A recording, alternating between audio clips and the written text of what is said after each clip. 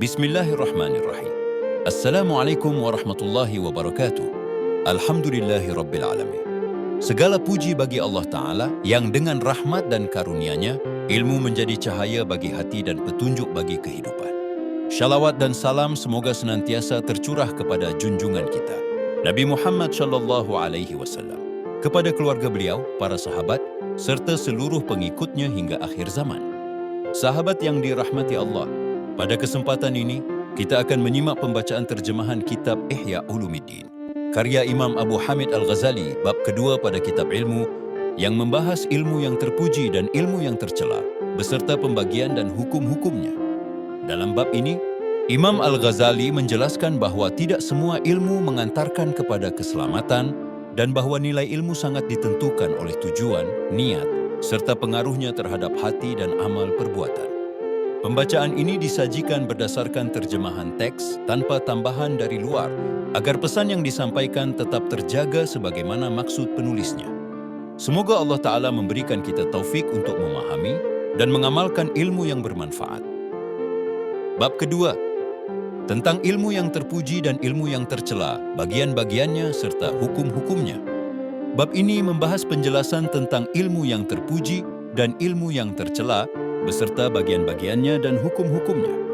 Di dalamnya juga dijelaskan mana ilmu yang termasuk fardhu ain dan mana yang termasuk fardhu kifayah. Selain itu, diterangkan pula bahwa perdebatan dalam ilmu kalam dan ilmu fikih pada akhirnya bermuara pada penetapan dan penjelasan tentang ilmu akhirat, serta penjelasan mengenai ilmu yang menjadi fardhu ain bagi setiap muslim. Rasulullah Shallallahu Alaihi Wasallam bersabda, menuntut ilmu itu wajib atas setiap muslim. Dan beliau juga bersabda, tuntutlah ilmu walaupun sampai ke negeri Cina. Para ulama kemudian berbeda pendapat tentang ilmu apa yang menjadi fardhu ain bagi setiap muslim. Perbedaan ini sangat banyak, hingga pendapat mereka terpecah menjadi lebih dari 20 golongan. Kami tidak akan menguraikan seluruhnya secara terperinci, namun akan menyebutkan inti pendapat masing-masing golongan sesuai dengan pilihan mereka. Sebagian ulama berpendapat bahwa ilmu yang wajib adalah ilmu kalam, karena dengan ilmu kalam seseorang dapat mengetahui hakikat Tuhan, zatnya, dan sifat-sifatnya. Sebagian ulama fikih mengatakan bahwa ilmu yang wajib adalah ilmu fikih, karena dengan ilmu fikih seseorang mengetahui hukum-hukum ibadah, halal dan haram, serta apa yang harus dikerjakan dan apa yang harus ditinggalkan dari hukum-hukum syariat. Para ulama fikih bersungguh-sungguh menjelaskan kebutuhan manusia dalam agama, meskipun seringkali pembahasannya menyentuh persoalan-persoalan yang jarang terjadi. Ulama tafsir dan ulama hadis mengatakan bahwa ilmu yang wajib adalah ilmu Al-Quran dan Sunnah, karena dengan keduanya seseorang dapat sampai kepada seluruh ilmu agama. Ulama tasawuf berpendapat bahwa ilmu yang wajib adalah ilmu tasawuf. Sebagian dari mereka mengatakan bahwa tasawuf adalah pengetahuan seorang hamba tentang dirinya sendiri dan kedudukannya di hadapan Allah Azza wa Jalla. Sebagian yang lain mengatakan bahwa tasawuf adalah ilmu tentang keikhlasan dan tentang penyakit-penyakit hati yang membahayakan batin. Sebagian ulama mengatakan bahwa tasawuf adalah ilmu batin yang berfungsi membedakan antara langkah malaikat dan langkah setan. Di antara mereka ada yang mengatakan bahwa ilmu tasawuf adalah ilmu batin yang wajib dipelajari oleh golongan tertentu saja, yaitu orang-orang yang memang ahli di dalamnya dan tidak dapat dipahami hanya dari ungkapan kata-kata umum. Abu Thalib Al-Makki rahimahullah berkata bahwa ilmu yang wajib dipelajari adalah pengetahuan yang terkandung dalam hadis-hadis yang menjelaskan sendi-sendi Islam, yaitu sabda Nabi, Islam dibangun atas 5 perkara, hingga akhir hadis. Karena yang wajib adalah 5 perkara tersebut, maka wajib pula mengetahui cara melaksanakannya dan mengetahui kadar kewajibannya.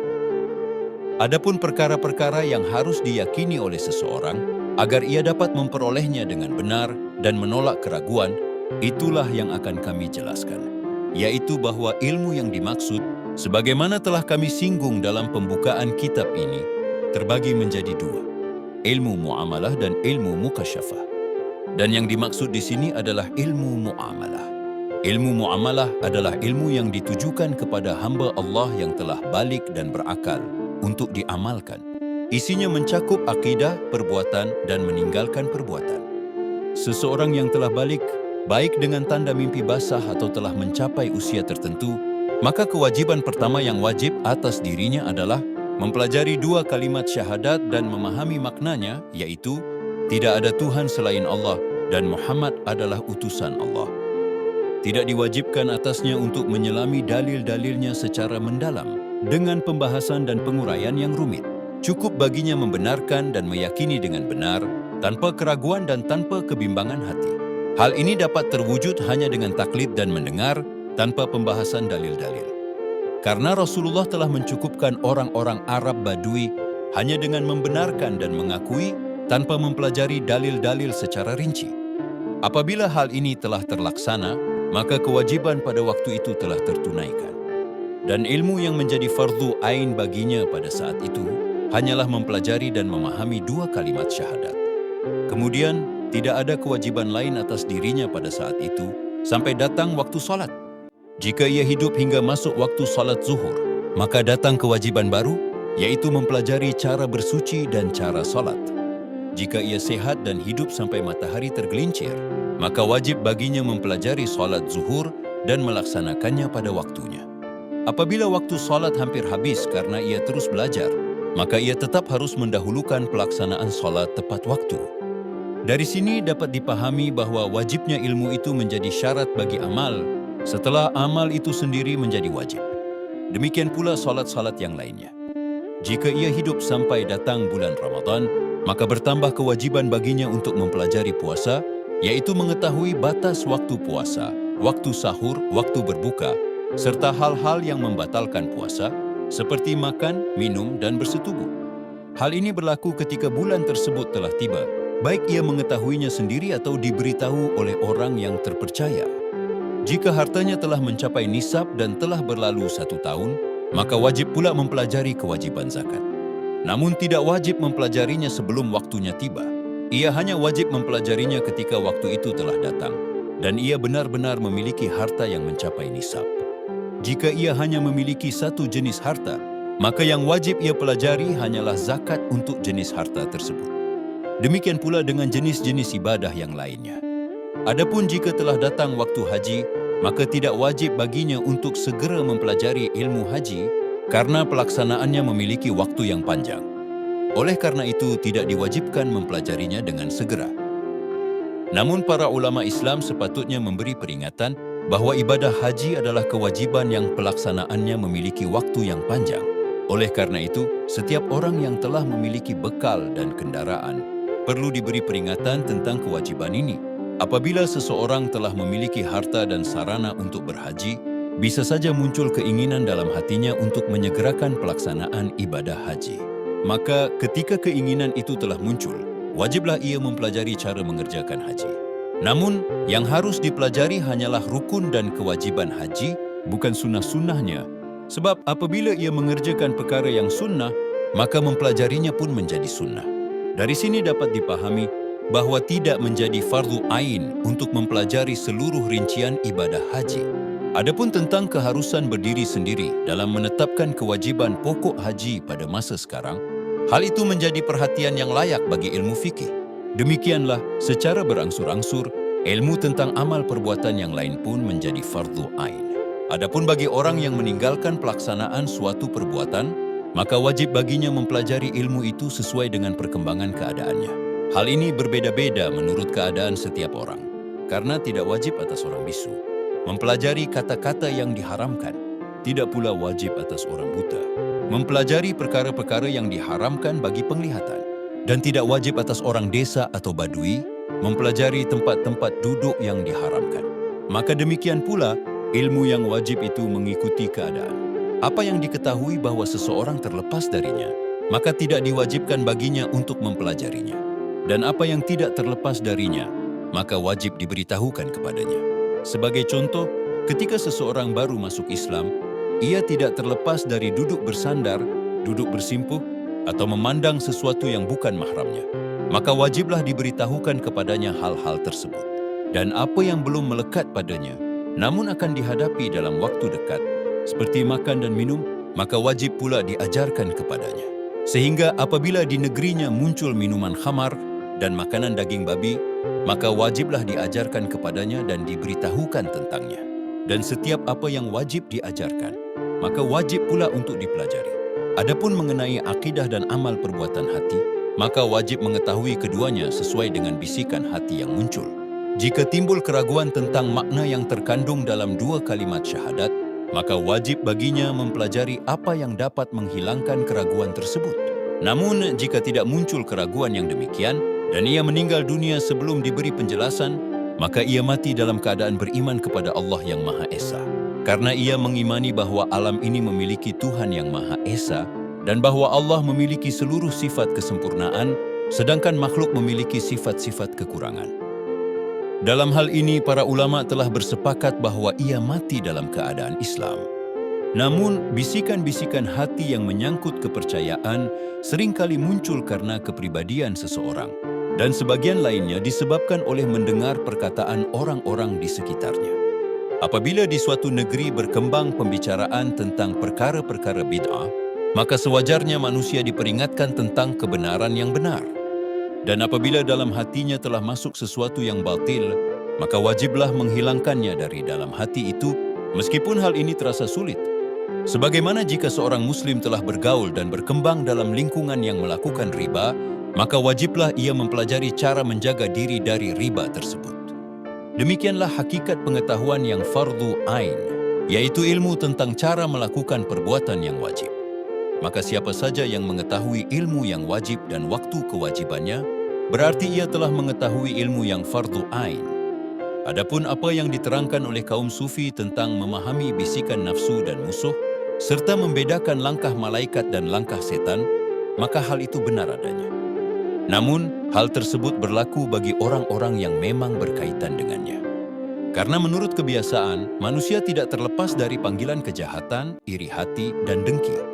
Maka haruslah ia mempelajari ilmu tentang sifat-sifat yang membinasakan diri dan cara menghindarinya. Bagaimana mungkin hal itu tidak wajib? Sedangkan Rasulullah bersabda, 3 perkara yang membinasakan manusia, kekikiran yang ditaati, hawa nafsu yang diikuti, dan kekaguman seseorang terhadap dirinya sendiri. Manusia tidak terlepas dari sifat-sifat tersebut, dan juga dari sifat-sifat lain yang termasuk keadaan hati yang tercela, seperti takabur, ujub, dan semisalnya, yang semuanya termasuk sifat-sifat yang membinasakan. Menghilangkan sifat-sifat tersebut adalah fardhu ain, dan tidak mungkin menghilangkannya kecuali dengan mengetahui batas-batasnya, sebab-sebabnya, tanda-tandanya, dan cara mengobatinya. Karena orang yang tidak mengenal suatu kejahatan akan mudah terperosok ke dalamnya. Sedangkan obatnya adalah dengan menghilangkan sebabnya dan melawan kebiasaan yang menimbulkannya. Kebanyakan dari apa yang kami terangkan dalam bagian sifat-sifat yang membinasakan diri termasuk dalam fardhu ain. Namun ilmu ini telah banyak ditinggalkan manusia karena kesibukan dengan perkara-perkara yang tidak perlu. Di antara perkara yang seharusnya disegerakan untuk dipelajari, jika tidak ada orang lain yang telah berpindah dari satu agama ke agama yang lain, adalah keimanan kepada surga, neraka, kebangkitan dari kubur, dan pengumpulan manusia di padang mahsyar. Agar seseorang dapat beriman dan mempercayainya dengan benar. Semua itu termasuk bagian dari kesempurnaan 2 kalimat syahadat. Karena setelah membenarkan kerasulan Nabi, maka sepatutnya pula memahami apa yang beliau bawa. Yaitu bahwa orang yang menaati Allah dan Rasul-Nya akan masuk surga, dan orang yang mendurhakai keduanya akan masuk neraka. Apabila seseorang telah memperoleh perhatian terhadap pelajaran tersebut secara berangsur-angsur, maka itulah mazhab yang sebenarnya. Dan ketahuilah bahwa setiap hamba Allah dalam perkembangan keadaan, sikap, dan kehidupannya tidak terlepas dari peristiwa-peristiwa yang berkaitan dengan ibadah dan muamalah secara terus-menerus, beserta akibat-akibatnya. Maka wajib baginya untuk bertanya tentang kejadian-kejadian yang jarang terjadi, dan segera mempelajari apa yang diperkirakan akan terjadi dalam waktu dekat. Apabila telah jelas bahwa maksud Nabi dengan kata ilmu, dalam sabdanya menuntut ilmu itu wajib atas setiap muslim, adalah ilmu yang berkaitan dengan amal perbuatan, yang telah dikenal kewajibannya atas seluruh kaum muslimin, maka jelaslah cara berangsur-angsur dan waktu-waktu diwajibkannya mempelajari ilmu tersebut. Wallahu a'lam. Penjelasan tentang ilmu yang fardu kifayah. Ketahuilah bahwa fardu tidak berbeda dengan yang bukan fardu kecuali dengan menyebutkan bagian-bagian ilmu. Ilmu-ilmu yang berkaitan dengan fardu yang sedang kita bicarakan ini terbagi menjadi dua, ilmu syar'i dan bukan ilmu syar'i. Yang dimaksud dengan ilmu syar'i adalah ilmu yang diperoleh dari para nabi. Ilmu ini tidak ditunjukkan oleh akal manusia semata, seperti ilmu berhitung atau ilmu kedokteran, dan juga bukan ilmu yang didapat melalui pendengaran bahasa semata.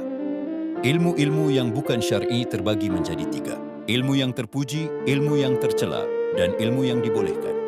Ilmu yang terpuji adalah ilmu yang berkaitan dengan kepentingan urusan dunia, seperti ilmu kedokteran dan ilmu berhitung. Ilmu ini terbagi kepada fardu kifayah dan kepada ilmu utama yang tidak fardu. Yang dimaksud fardu kifayah adalah setiap ilmu yang tidak bisa ditinggalkan dalam menegakkan urusan dunia, seperti ilmu kedokteran, karena pentingnya dalam menjaga kesehatan tubuh manusia. Demikian pula ilmu berhitung, karena pentingnya dalam pembagian harta warisan, wasiat, transaksi, dan lain-lain. Semua ilmu ini, apabila suatu negeri kosong dari orang-orang yang menguasainya, niscaya seluruh penduduk negeri itu berdosa. Tetapi apabila ada sebagian orang saja yang bangkit mempelajarinya, maka cukuplah dan gugurlah kewajiban dari yang lain. Dari sini tidak perlu diperdebatkan lagi bahwa ilmu kedokteran dan ilmu berhitung termasuk fardu kifayah. Demikian pula pokok-pokok perindustrian seperti pertanian, pertenunan, dan politik. Bahkan juga ilmu bekam dan penjilidan buku. Karena apabila suatu negeri kosong dari tukang bekam, maka akan datang kebinasaan kepada penduduknya. Dan berdosalah mereka yang membiarkan diri mereka menuju kebinasaan. Maka sesungguhnya yang menurunkan penyakit juga menurunkan obatnya. Dan dia pula yang memberi petunjuk cara menggunakannya, serta menyediakan sebab-sebab untuk merawatnya. Maka tidak boleh seseorang membawa dirinya kepada kebinasaan dengan meninggalkan penyediaan obat tersebut. Adapun ilmu yang dihitung sebagai ilmu utama, maka ia bukan fardu. Namun mempelajarinya dapat menambah keutamaan sebatas yang diperlukan. Adapun ilmu yang tercela adalah ilmu sihir, mantra-mantra, ilmu tenung, dan ilmu sihir penglihatan. Dan ilmu yang dibolehkan adalah ilmu tentang pantun-pantun yang tidak cabul, kisah-kisah sejarah, dan semacamnya. Adapun ilmu syar'i yang dimaksud dalam pembahasan ini, maka seluruhnya adalah ilmu yang terpuji.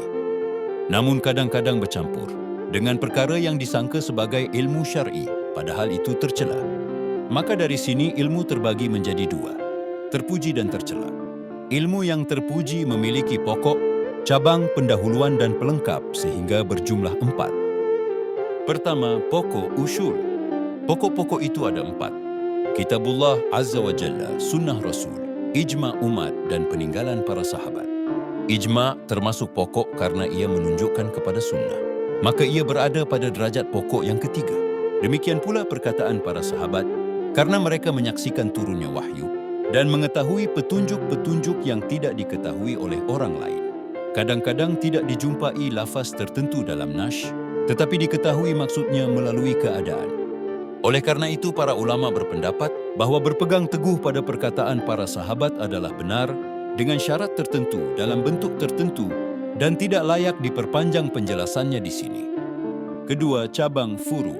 Yang dimaksud cabang adalah apa yang dipahami dari pokok-pokok tersebut, bukan menurut kehendak lafaz semata, tetapi menurut pemahaman makna yang dapat dicapai oleh akal pikiran. Karena sebab inilah makna menjadi luas, sehingga dari satu lafaz dapat dipahami banyak makna.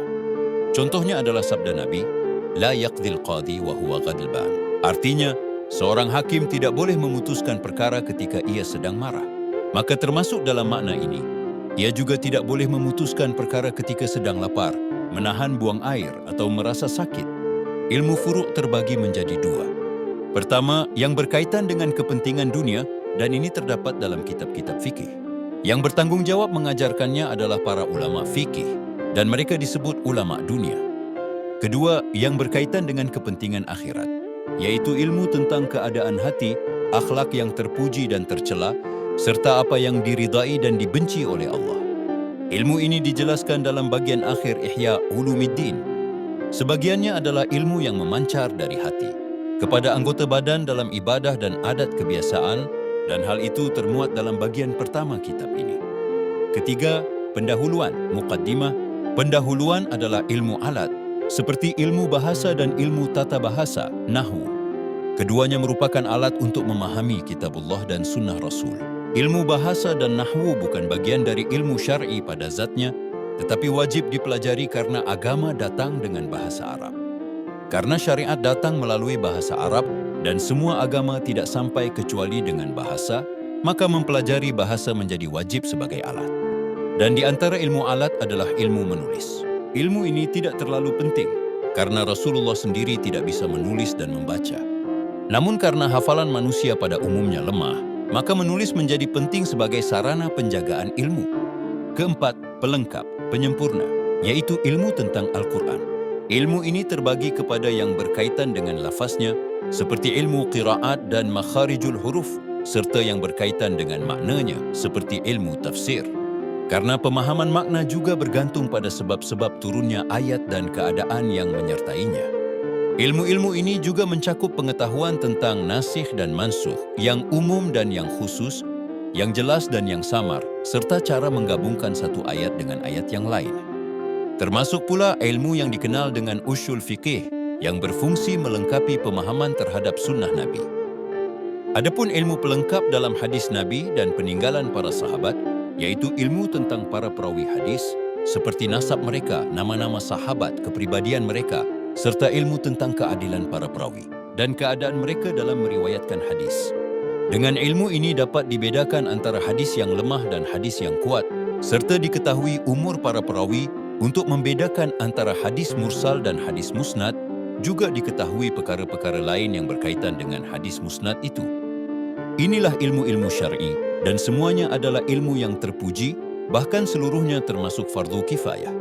Jika engkau bertanya, mengapa aku mengaitkan ilmu fikih dengan ilmu dunia, dan para ulama fikih dengan ulama dunia? Maka aku menjawab, ketahuilah bahwa sesungguhnya Allah Ta'ala menciptakan Adam alaihissalam dari tanah, dan keturunannya dari unsur tanah dan air yang hina.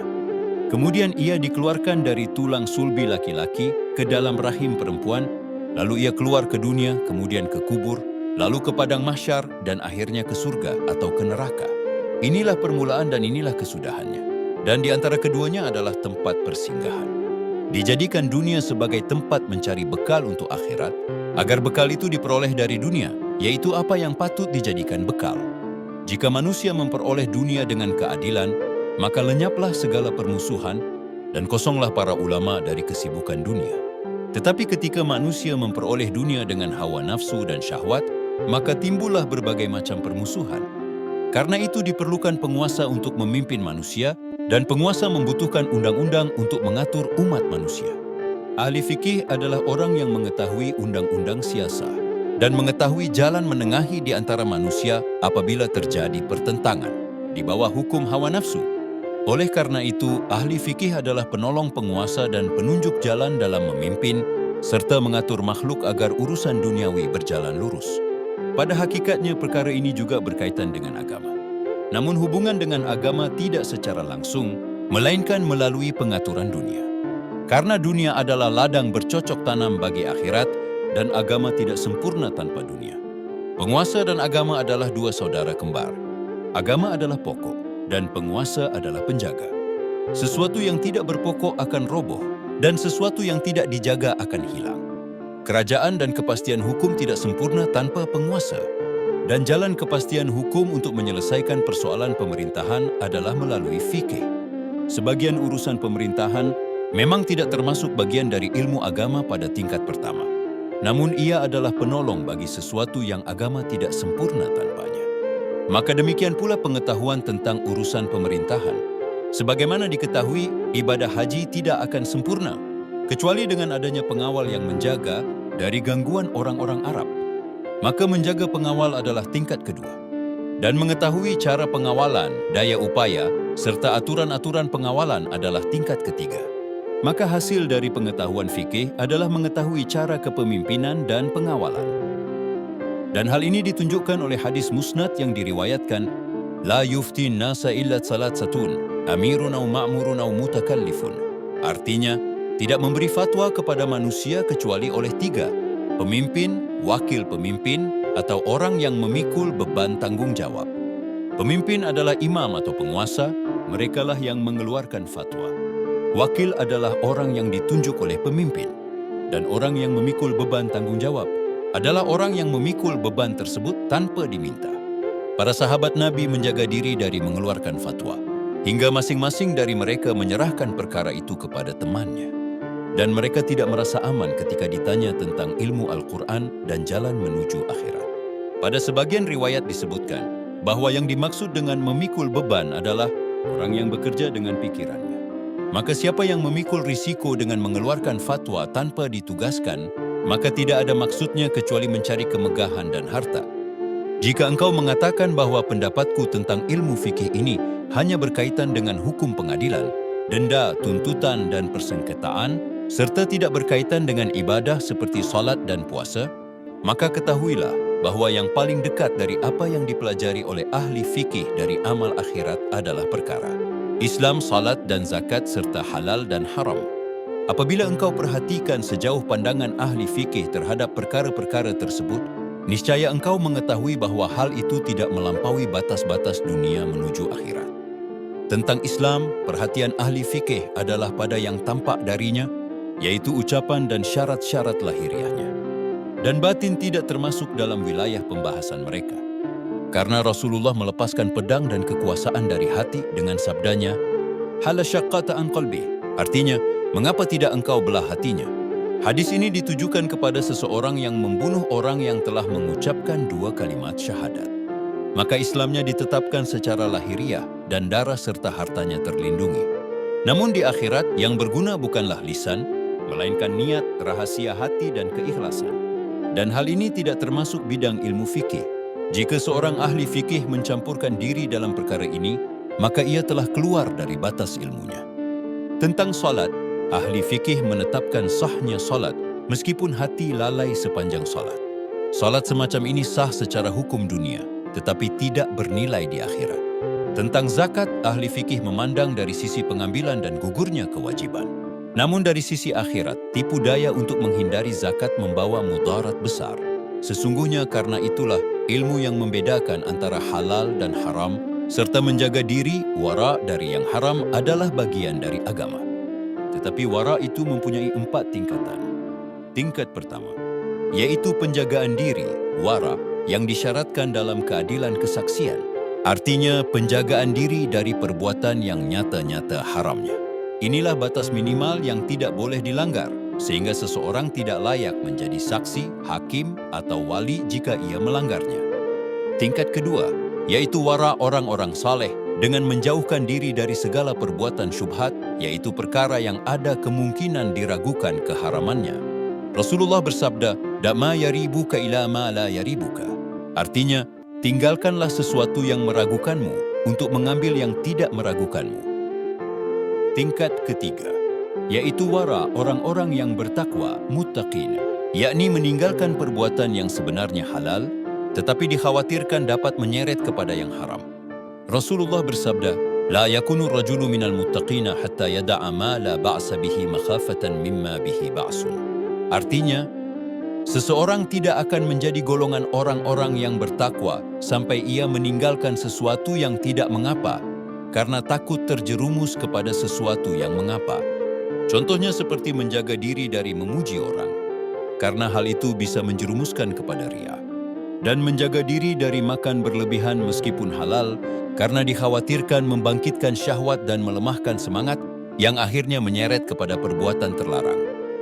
Tingkat keempat, yaitu wara orang-orang syiddiqin, yaitu berpaling dari selain Allah Ta'ala, karena takut terpakai, meskipun hanya sesaat dari umur, kepada hal yang tidak mendatangkan faedah berupa kedekatan diri kepada Allah Azza wa Jalla, walaupun ia tahu dan yakin bahwa perbuatan tersebut tidak membawa kepada yang haram.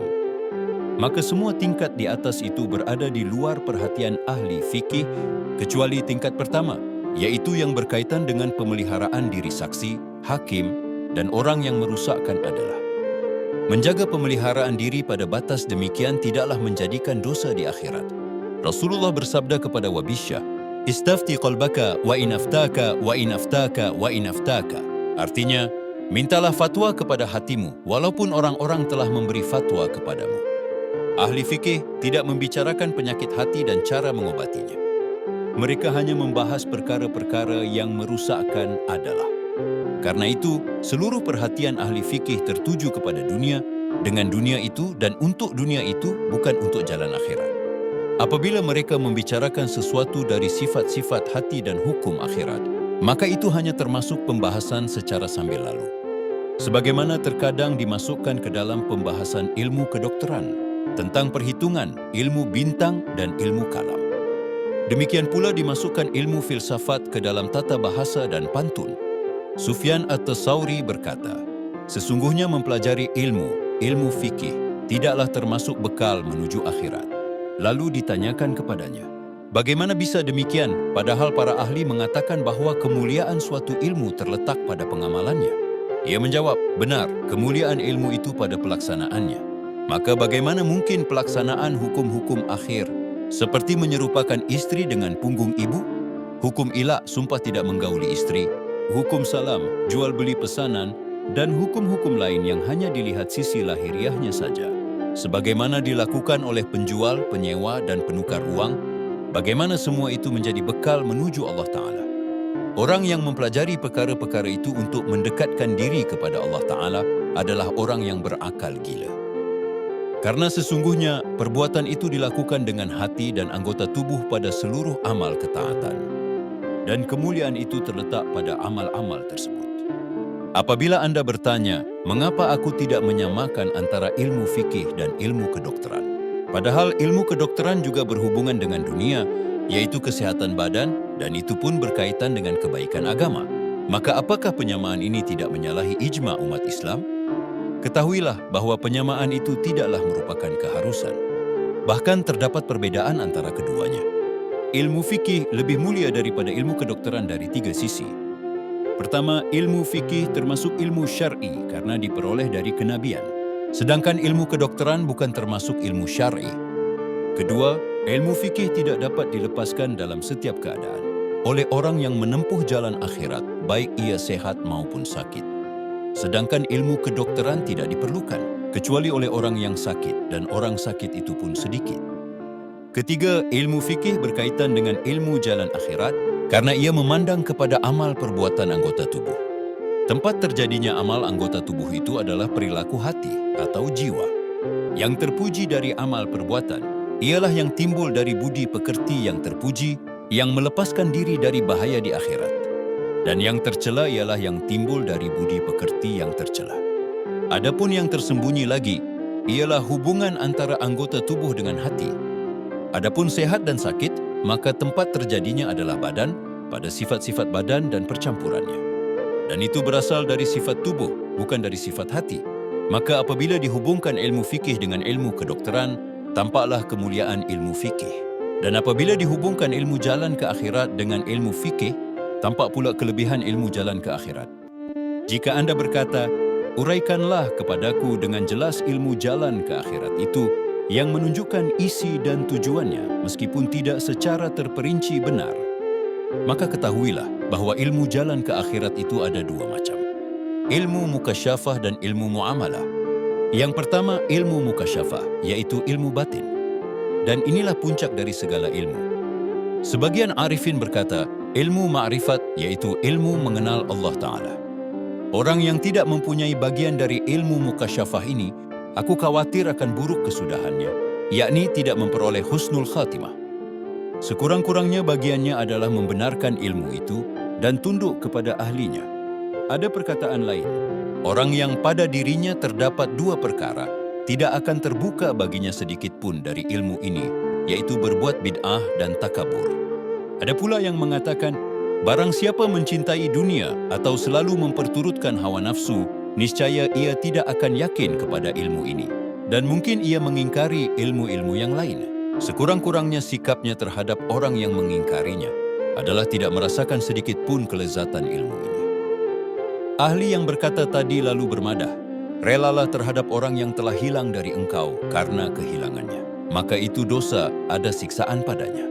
Inilah ilmu orang-orang syiddiqin dan muqarrabin, yaitu ilmu mukasyafah. Ilmu ini ibarat cahaya yang muncul di dalam hati ketika ia disucikan dan dibersihkan dari sifat-sifat yang tercela. Dari cahaya itu tersingkaplah berbagai hakikat yang sebelumnya tidak dikenal. Maka jelaslah hakikat itu sehingga terhasil ma'rifat yang hakiki terhadap zat Allah Ta'ala, sifat-sifatnya yang kekal sempurna, perbuatannya dan hukumnya dalam kejadian dunia dan akhirat. Cara penyingkapan itu meliputi hakikat malaikat dan setan, arti wahyu dan kenabian, cara setan membisiki manusia, bagaimana malaikat datang kepada para nabi, bagaimana wahyu sampai kepada para nabi, mengenal alam malaikat dan setan, mengetahui perbedaan langkah malaikat dan langkah setan, mengenal akhirat, surga dan neraka, azab kubur, syirat, timbangan, hisab amal, serta maksud firman Allah Ta'ala. Artinya, bacalah kitabmu, cukuplah pada hari ini engkau membuat perhitungan atas dirimu sendiri. Dan maksud firman Allah Ta'ala yang menjelaskan tentang hakikat kehidupan akhirat yang sebenarnya. Wa inna ad-daral akhirata lahiyal hayawanu law kanu ya'lamuna. Artinya, dan sesungguhnya kampung akhirat itulah kehidupan yang sebenarnya seandainya mereka mengetahui. Makna ayat-ayat ini apabila dihubungkan dengan Allah Ta'ala dan pandangan kepada wajahnya yang maha mulia, serta kedekatan dengan Allah dan berada di sisinya, ialah memperoleh kebahagiaan yang paling sempurna, yaitu kebahagiaan dengan menemani alam arwah para malaikat dan para nabi yang dimuliakan oleh Allah Ta'ala. Artinya memperoleh kenikmatan yang paling tinggi, yakni saling memandang dengan pandangan penuh kejelasan. Sebagaimana tampaknya bintang-bintang yang bersinar terang di hamparan langit ketika langit itu dibentangkan. Karena manusia dalam memahami hakikat perkara-perkara tersebut, setelah membenarkan pokok-pokoknya, memiliki tingkatan yang berbeda-beda. Sebagian berpendapat bahwa semua itu hanyalah perumpamaan yang disediakan Allah bagi hamba-hambanya yang saleh, yaitu sesuatu yang tidak pernah dilihat oleh mata, tidak pernah didengar oleh telinga, dan tak terlintas di hati. Dan menurut mereka, tidak ada di surga selain sifat-sifat dan nama-nama, bukan hakikat sebagaimana di dunia. Sebagian lagi berpendapat bahwa sebagian itu perumpamaan dan sebagian lainnya benar-benar sesuai hakikatnya. Sebagian lain berpendapat bahwa mengenal Allah Ta'ala ialah mengakui kelemahan diri dari mampu mengenalnya. Sebagian lagi mendakwakan makna-makna agung tentang makrifat kepada Allah Ta'ala dengan penjelasan yang lebih dalam. Ada pula yang mengatakan bahwa batas mengenal Allah Ta'ala ialah seperti akidah orang kebanyakan kaum muslimin, yaitu beriman bahwa Allah itu ada, maha mengetahui, maha kuasa, maha mendengar, maha melihat, dan maha berbicara. Yang kami maksud dengan ilmu mukasyafah adalah tersingkapnya penutup yang menghalangi pandangan hati, sehingga menjadi jelas hakikat kebenaran Allah Ta'ala pada segala sesuatu dengan kejelasan tanpa keraguan. Kejelasan itu seakan-akan seperti melihat dengan mata, hingga tidak tersisa keraguan sedikit pun dalam hati. Hal seperti ini mungkin terjadi pada diri manusia apabila cermin hatinya tidak tertutup karat dunia. Dan yang kami maksud dengan ilmu jalan ke akhirat ialah ilmu tentang cara membersihkan cermin hati tersebut, yaitu dari kotoran dunia yang menjadi hijab antara seorang hamba dengan Allah Ta'ala. Dan juga ilmu tentang mengenal sifat-sifat Allah serta af'alnya dalam seluruh kejadian. Membersihkan dan menyucikan hati dilakukan dengan menahan diri dari mengikuti hawa nafsu dan berpegang teguh dalam segala keadaan kepada ajaran Nabi Muhammad dengan sempurna. Maka dari hati yang bersih dan lurus menuju kebenaran akan tampak hakikat-hakikat sebagaimana adanya. Jalan menuju hal itu tidak lain adalah latihan jiwa yang akan dijelaskan rinciannya pada tempatnya. Latihan itu harus disertai dengan ilmu dan pengamalan, karena ilmu tanpa amal tidak akan membuahkan hasil. Inilah ilmu yang tidak dituliskan dalam kitab-kitab dan tidak dibicarakan kecuali bersama para ahlinya, yaitu dengan cara saling bertukar pemahaman secara rahasia, bukan dengan penyebaran yang serampangan. Inilah ilmu tersembunyi yang dimaksud Nabi dalam sabdanya yang mulia berikut ini. Artinya, sesungguhnya sebagian ilmu itu seperti sesuatu yang tersembunyi, tidak diketahui kecuali oleh orang-orang yang mengenal Allah Ta'ala. Apabila mereka membicarakannya, tidak ada yang mengingkarinya kecuali orang-orang yang tertipu oleh Allah Ta'ala. Maka janganlah kalian merendahkan seorang alim yang telah dianugerahi Allah Ta'ala ilmu tersebut. Karena Allah Ta'ala sendiri tidak mengingkarinya, sebab dialah yang menganugerahkannya. Yang kedua ialah ilmu muamalah, yaitu ilmu tentang keadaan hati, jiwa. Apa saja yang terpuji darinya, seperti sabar, syukur, takut, harap, rela, zuhud, takwa, sederhana, rendah hati, mengenal nikmat Allah Ta'ala dalam segala keadaan, ihsan, baik sangka, baik budi, bagus pergaulan, benar ikhlas. Mengetahui hakikat semua keadaan ini, batas-batasnya, sebab-sebabnya yang diusahakan, hasilnya, tanda-tandanya, dan cara mengobati yang lemah darinya sehingga menjadi kuat, serta cara menghilangkan yang rusak agar kembali, semuanya termasuk bagian dari ilmu akhirat. Adapun yang tercela, seperti takut miskin, marah kepada takdir, mencela, dengki, buruk hati, menipu, suka dipuji, mencintai lama hidup di dunia untuk bersenang-senang, takabur, ria, marah, keras kepala, suka bermusuhan, angan-angan, loba, kikir, gembira tidak pada tempatnya, angkuh, congkak, bangga dengan kekayaan dan kehormatan, merendahkan orang miskin, gila hormat dan pangkat, suka berlomba secara tidak jujur, menyombongkan diri menerima kebenaran, suka campur urusan yang tidak penting, suka banyak bicara, memuji diri, menghiasi budi pekerti, berminyak air, ujub, suka memperkatakan kekurangan orang lain, dan melupakan kekurangan diri sendiri, hilang perasaan gundah dan takut dari hati, sangat menekan perasaan apabila tersinggung, lemah hati menerima kebenaran, mengamalkan dendam, merasa aman dari kemurkaan Allah Ta'ala, pada menarik apa saja dari pemberiannya, bersandar kepada taat, munafik, khianat, keras kepala, congkak, panjang angan-angan, kesat dan kasar hati, gembira dengan dunia dan berduka cita atas hilangnya, bersikap hina terhadap makhluk dan merasa seperti berderajat di atas mereka, kaku, ceroboh, tergopoh-gopoh, kurang malu dan kurang belas kasihan. Inilah dan yang semisal dengan ini dari sifat-sifat hati, jiwa, menjadi sumber perbuatan keji dan tempat tumbuh perbuatan terlarang. Lawannya adalah budi pekerti yang terpuji, tempat memancar taat dan pendekatan diri kepada Allah Ta'ala. Maka mengetahui batas-batas hal ini, hakikat, sebab, hasil, dan pengobatannya adalah ilmu akhirat dan fardlu ain, menurut fatwa ulama-ulama akhirat. Orang yang membuang muka dari ilmu tersebut adalah binasa dengan kekuasaan raja di akhirat, sebagaimana orang yang membuang muka dari segala pekerjaan zahir adalah binasa dengan kekuasaan pedang raja-raja dunia, berdasarkan fatwa ahli fiqih dunia. Maka pandangan ulama fikih mengenai fardu ain itu adalah bersandarkan kepada kepentingan dunia, sedang ini bersandarkan kepada kepentingan akhirat. Bila ditanyakan kepada seorang ahli fiqih tentang arti dari arti-arti ini, umpamanya tentang ikhlas, atau tentang tawakal, atau tentang menjaga diri dari sifat ria, maka ia akan tertegun, sedangkan karena fardlu ainnya, bila diabaikan akan mendatangkan kebinasaannya di akhirat.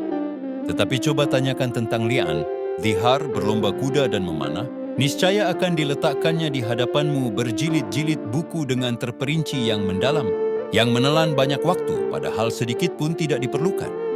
Kalaupun ada yang diperlukan, niscaya tidaklah kosong negeri dari orang yang menyanggupinya.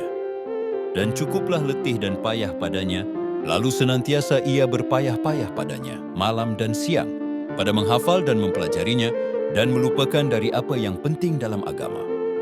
Apabila didesak, maka ahli fiqih itu menjawab, "Aku menghabiskan waktu mempelajarinya karena fikih itu ilmu agama dan fardlu kifayah."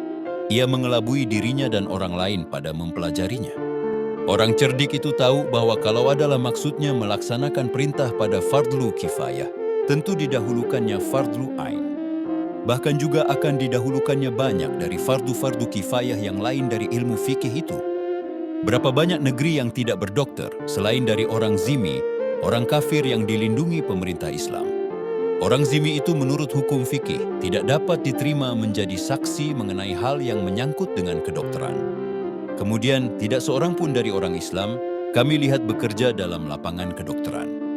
Mereka berlomba-lomba kepada ilmu fiqih, lebih-lebih masalah khilafiyah dan perdebatan.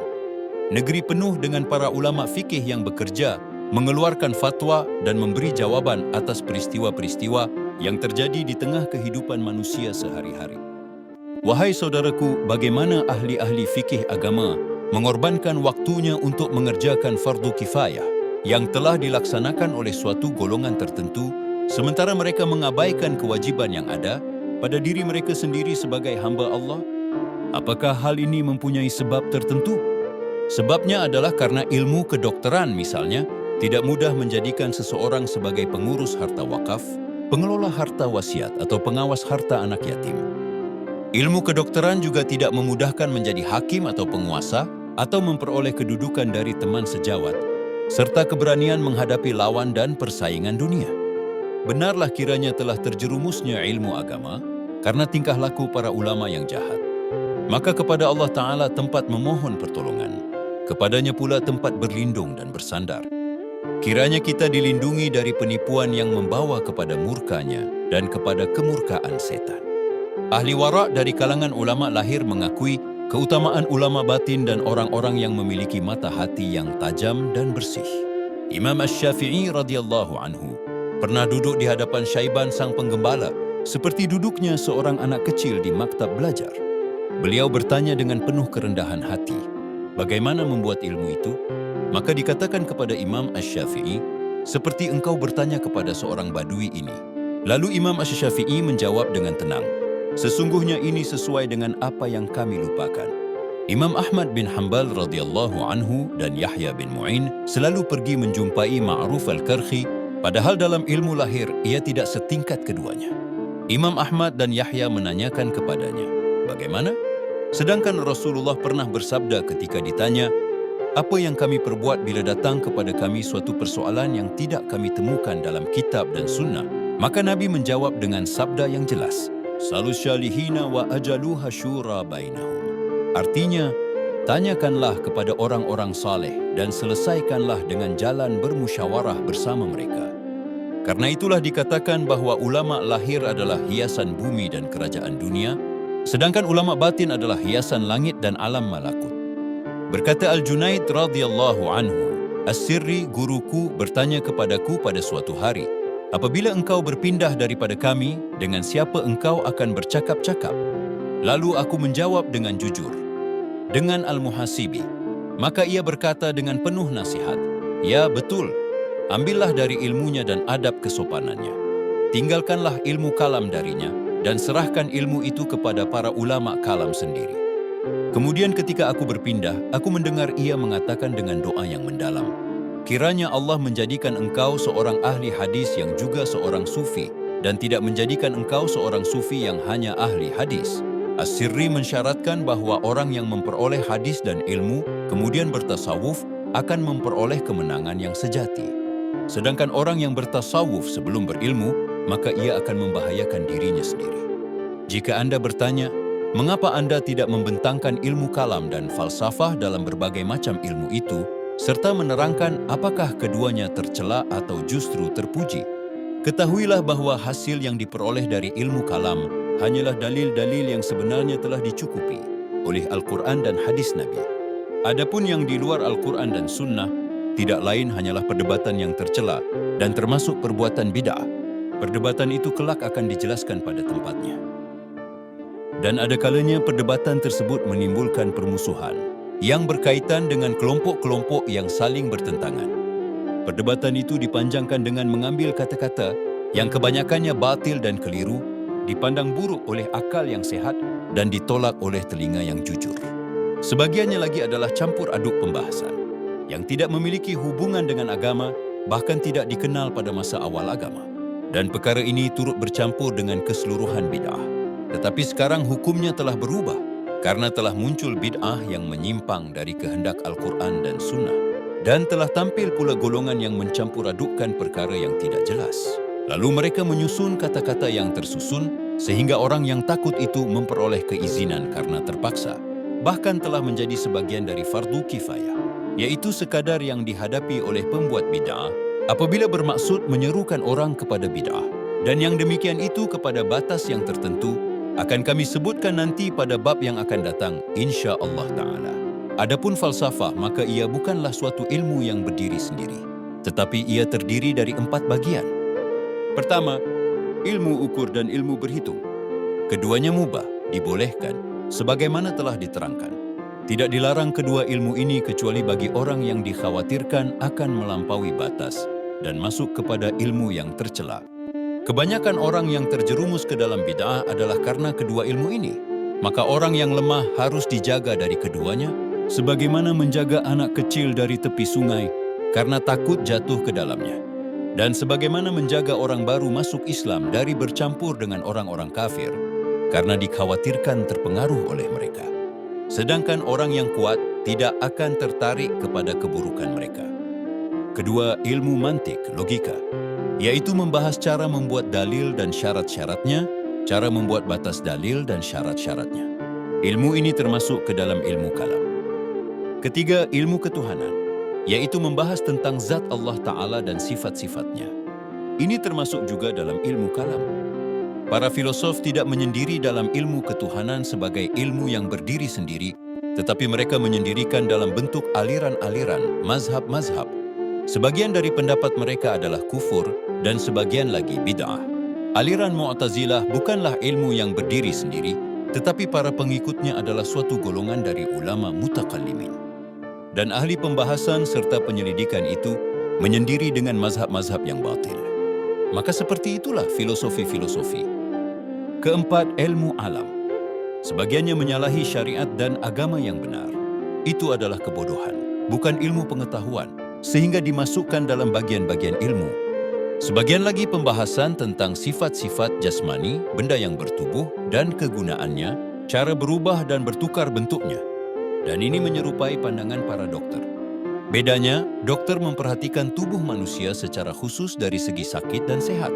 Sedangkan para ahli ilmu alam memperhatikan seluruh benda yang bertubuh, al-ajsam, dari segi berubah dan bergerak. Ilmu kedokteran memiliki kelebihan dibandingkan ilmu alam. Sebab ilmu alam tidak memerlukan ilmu kedokteran, sedangkan ilmu kedokteran membutuhkan ilmu alam. Namun para ahli ilmu alam tidak membutuhkan ilmu kedokteran. Maka demikian pula ilmu kalam. Ilmu ini termasuk usaha yang secara kifayah diwajibkan untuk menjaga akidah orang awam dari berbagai khayalan bid'ah. Hal ini terjadi karena adanya bid'ah, sebagaimana dahulu muncul kebutuhan manusia untuk menyewa pengawal dalam perjalanan haji akibat banyaknya perampokan dan bahaya di jalan yang dilakukan oleh orang Arab. Jika orang Arab pada masa itu telah meninggalkan permusuhan, maka menyewa pengawal tidak akan menjadi syarat dalam perjalanan haji. Karena itulah, ketika bidah telah berhenti dan perkataan-perkataan yang sia-sia telah ditinggalkan, maka tidak perlu lagi menambahkan sesuatu yang tidak ada pada masa para sahabat Nabi. Maka ahli ilmu kalam hendaknya mengetahui batasannya dalam agama serta kedudukannya dalam agama, sebagaimana kedudukan pengawal dalam perjalanan haji. Jika pengawal tidak melakukan tugas pengawalan, maka ia tidak termasuk orang yang berhaji. Begitu pula ahli ilmu kalam, jika tidak menjalankan tugasnya untuk membantah dan mempertahankan akidah, maka ia tidak sedang berjalan menuju akhirat dan tidak termasuk orang yang bekerja untuk memperbaiki diri. Bahkan saat itu ia tergolong orang yang merusak agama. Tidaklah pada ahli ilmu kalam itu tugas lain selain menjaga akidah yang menjadi tanggung jawabnya dari kebanyakan orang awam, yang akidahnya termasuk dalam amal perbuatan hati dan lisan. Perbedaan antara ahli ilmu kalam dan orang awam adalah pada perdebatan dan penjagaan akidah.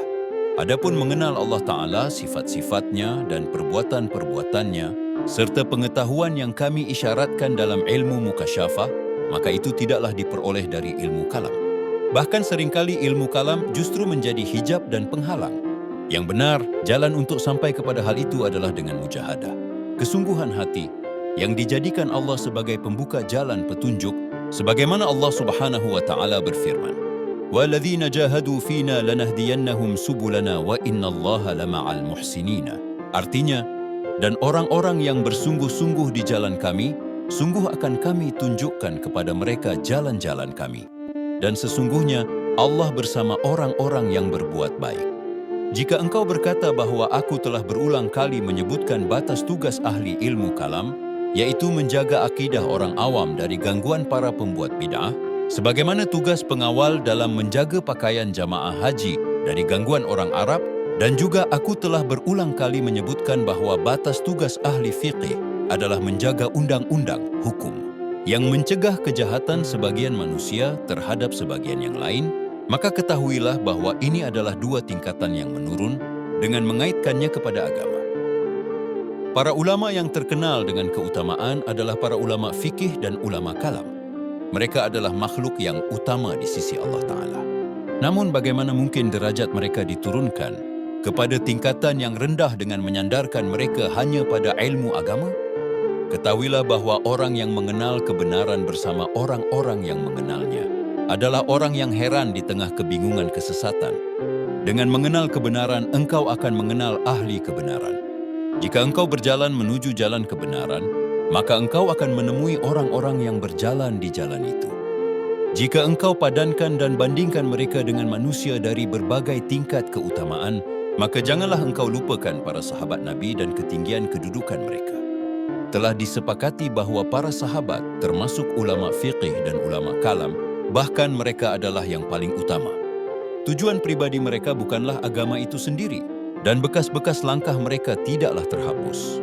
Mereka tidak terikat dengan ilmu kalam dan fiqih, tetapi dengan ilmu akhirat dan perjalanan menujunya. Tidaklah Abu Bakar radhiyallahu anhu melebihi manusia lain, karena banyaknya puasa, salat, riwayat hadis, fatwa, dan perkataan, tetapi karena sesuatu yang mulia di dalam dadanya, sebagaimana diakui oleh Nabi SAW sendiri. Dari sinilah hendaknya engkau berusaha mencari rahasia tersebut. Itulah mutiara yang tersimpan rapi. Tinggalkanlah apa yang sesuai dengan kebanyakan manusia, yaitu tenggelam dalam perdebatan dan pertentangan, karena sebab-sebab dan penghalang-penghalang itu sangat panjang. Rasulullah SAW telah berpulang dengan meninggalkan ribuan sahabat radhiyallahu anhum, semuanya adalah ulama. Mereka dipuji oleh Rasulullah SAW. Tidak ada seorang pun dari mereka yang terkenal dengan ilmu kalam, dan mereka tidak menjadikan dirinya sebagai juru fatwa, kecuali hanya beberapa belas orang saja. Di antara mereka adalah Ibnu Umar radhiyallahu anhu. Ketika Ibnu Umar dimintai fatwa, ia menyuruh penanya, "Pergilah kepada Amir Anu yang bertanggung jawab atas urusan manusia dan letakkanlah permasalahanmu kepadanya."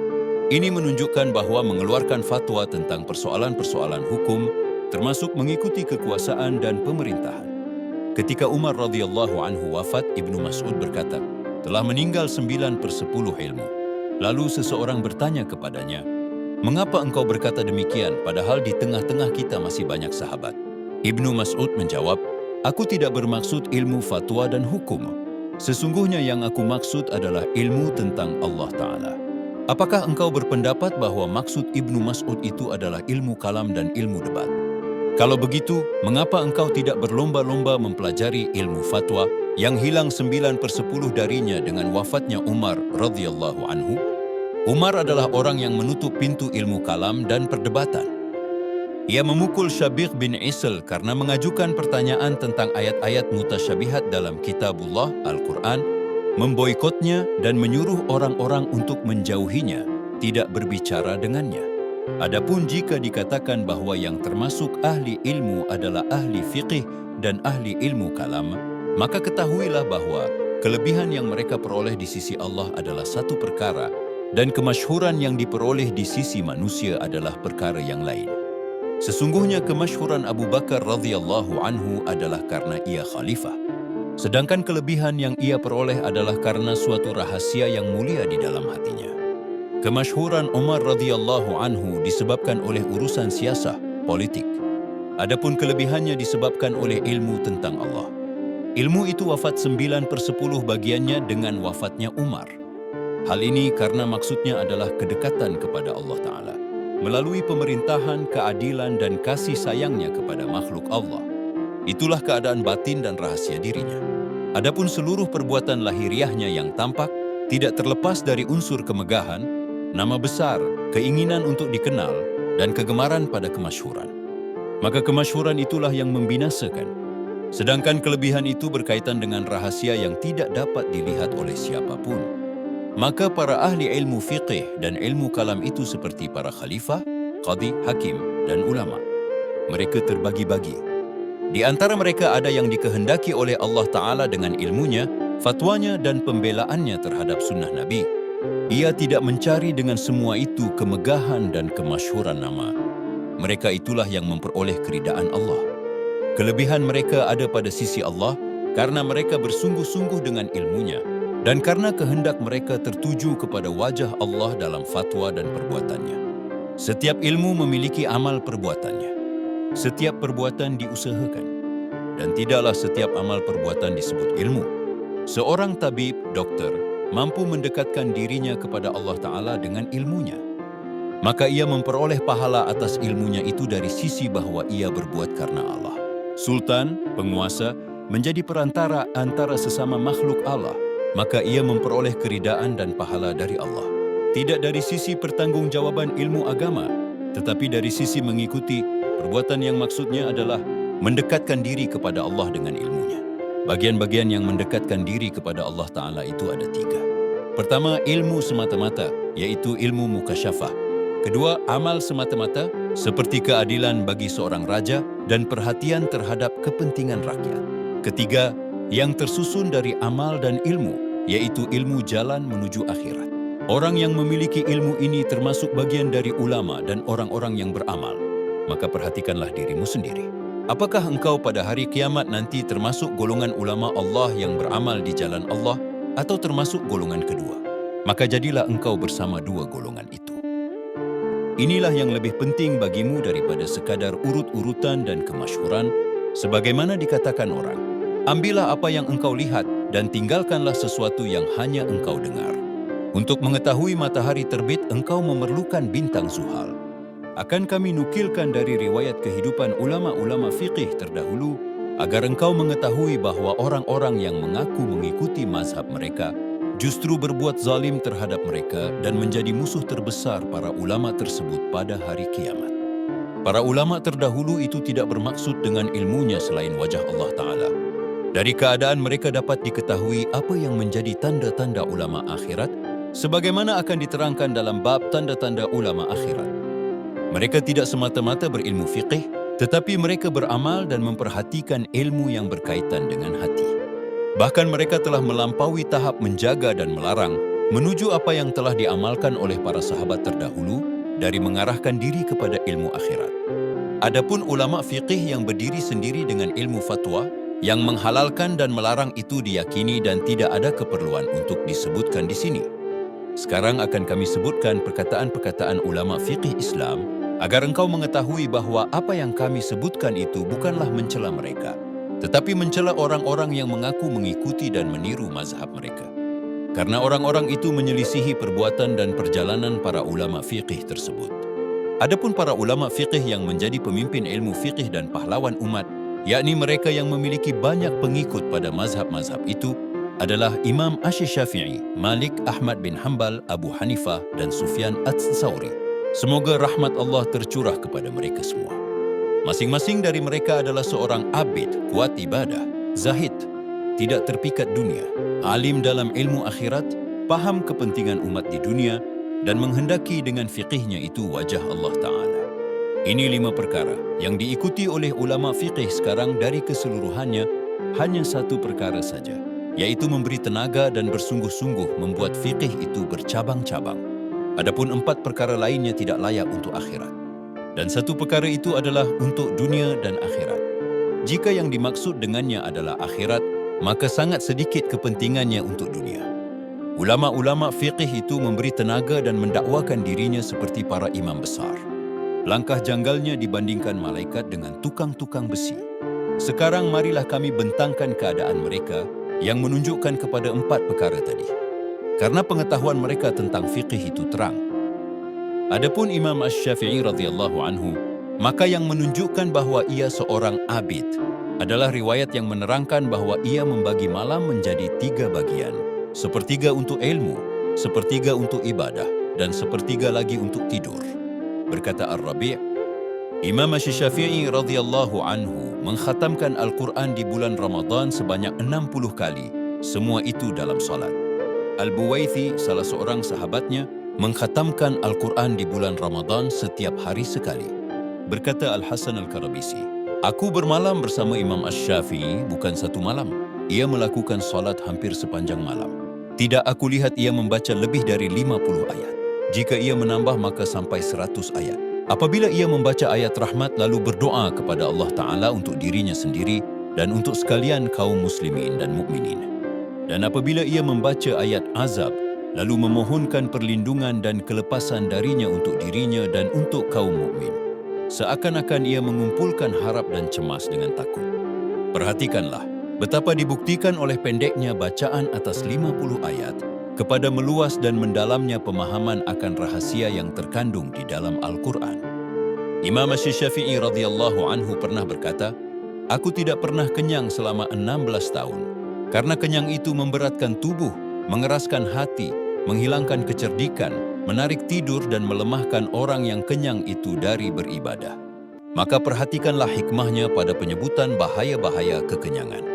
Kemudian disebutkan kesungguhannya dalam beribadah, karena ia meninggalkan kekenyangan itu demi ibadah.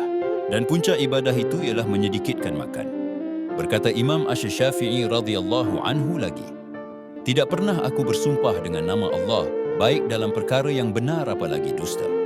Lihatlah betapa hormat dan tunduknya kepada Allah Ta'ala, dan betapa hal itu dibuktikan oleh kehati-hatiannya serta pengenalannya akan kebesaran Allah Subhanahu wa Ta'ala." Ketika Imam Asy-Syafi'i radhiyallahu anhu ditanya tentang suatu masalah, maka ia terdiam. Ketika ditanya lagi, "Mengapa engkau tidak menjawab?" Maka beliau menjawab, "Aku berpikir terlebih dahulu, agar aku mengetahui mana yang lebih baik, diam atau menjawab." Lihatlah betapa luasnya lidahnya, padahal ia adalah anggota badan yang paling berkuasa bagi ulama fiqih, paling mudah digunakan dan paling cepat mendatangkan manfaat.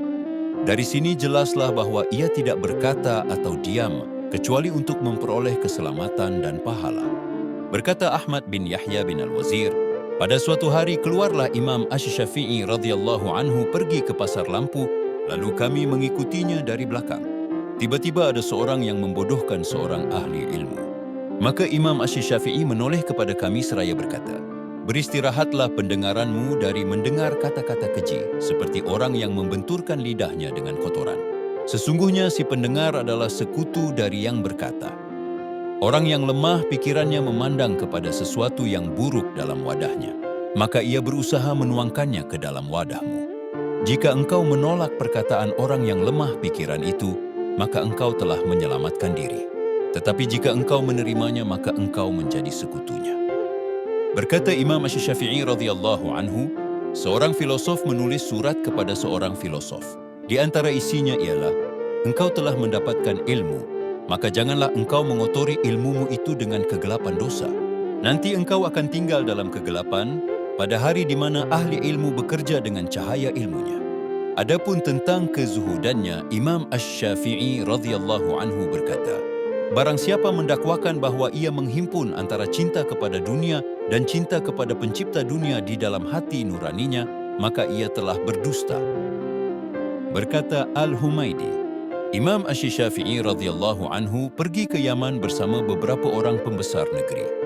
Lalu ia berangkat ke Makkah dengan membawa 10.000 dirham. Di luar kota Makkah dibangun sebuah tempat tinggal. Maka berdatanganlah manusia berkunjung kepadanya. Ia terus menetap di tempat itu sampai uang itu habis dibagi-bagikannya. Pada suatu hari, Imam Asy-Syafi'i radhiyallahu anhu keluar dari kamar mandi, lalu diberikan kepadanya uang yang banyak oleh penjaga kamar mandi itu. Pada saat itu tongkatnya jatuh dari tangannya, lalu tongkat itu diserahkan orang kepadanya. Maka untuk berterima kasih kepada orang itu, Imam Asy-Syafi'i radhiyallahu anhu memberikan uang 60 dinar. Kemurahan hati Imam Asy-Syafi'i radhiyallahu anhu lebih terkenal daripada yang diceritakan. Pangkal zuhud ialah kemurahan hati. Karena orang yang mencintai sesuatu akan memegangnya erat-erat dan tidak ingin berpisah darinya. Maka tidak mau berpisah dari harta, kecuali orang yang telah kecil dunia dalam pandangannya. Dan itulah arti zuhud. Betapa kuat kezuhudannya dan sangat takutnya kepada Allah Ta'ala, serta kesungguhan keinginannya kepada akhirat, dibuktikan oleh apa yang diriwayatkan bahwa sesungguhnya Sufyan Ats-Tsauri meriwayatkan suatu hadis tentang sifat yang halus-halus, lalu dipancarkan kepada Asy-Syafi'i radhiyallahu anhu. Maka orang berkata kepadanya, "Imam Asy-Syafi'i telah wafat." Lalu Sufyan menjawab, "Jika benar ia telah wafat, maka telah wafat orang yang paling utama bagi zamannya." Dan apa yang diriwayatkan oleh Abdullah bin Muhammad Al-Balawi dengan katanya, "Adalah aku Umar bin Nabath, duduk memperkatakan tentang orang abid dan orang zahid. Maka berkata Umar kepadaku, belum pernah aku melihat orang yang lebih wara dan lebih fasih berbicara daripada Muhammad bin Idris Asy-Syafi'i radhiyallahu anhu. Aku, Ahmad bin Asy-Syafi'i dan Al-Harits bin Lubaid pergi ke Bukit Syafa. Al-Harits adalah murid Asy-Syalih Al-Marri. Ia memulai membaca Al-Quran. Adalah ia mempunyai suara merdu lalu membaca ayat ini. Hadza yaumu la yantiquna wa la yu'dhanu lahum faya'tadhirun. Artinya, ini adalah hari yang pada hari itu mereka tidak dapat berbicara dan tidak diberi izin kepada mereka untuk mengemukakan alasan. Maka aku melihat Imam Asy-Syafi'i radhiyallahu anhu berubah warna mukanya. Berkerut kulit keningnya, badannya gemetar lalu jatuh tersungkur. Ketika ia sadar kembali, maka ia berkata, "Aku berlindung kepadamu ya Allah dari tempat berdirinya orang-orang dusta dan dari pencekikan orang-orang yang lengah.